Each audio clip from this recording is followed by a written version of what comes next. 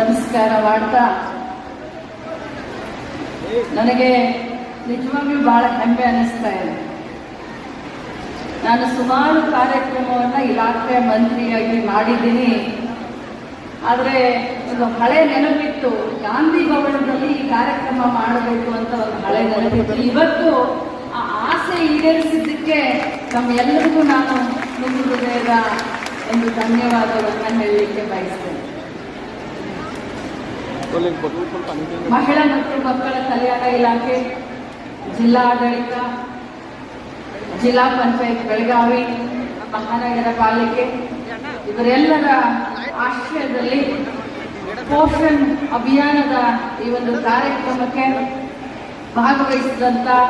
ಸಹೋದರರಾದಂಥ ಚಂದ್ರರಾಜ್ ಹಟ್ಟಿಹೊಳಿಯವರೇ,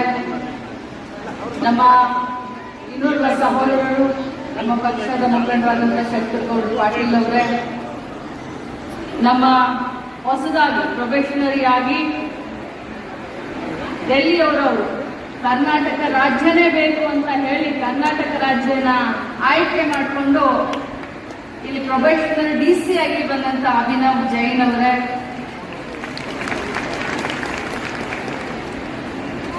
ಅದೇ ರೀತಿ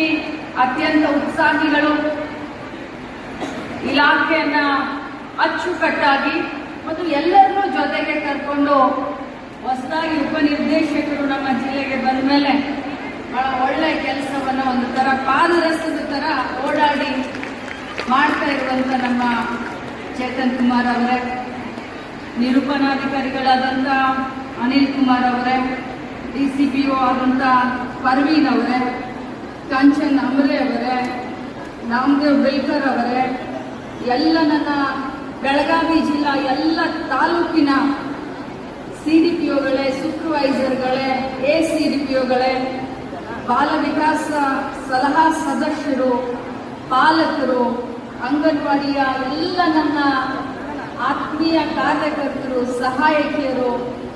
ನಮ್ಮ ಗ್ರಾಮೀಣ ಕ್ಷೇತ್ರದ CDPO ಆದಂಥ ಎಲ್ಲಿದೆಯಮ್ಮ ಸುಮಿತ್ರಾ ಅವರು,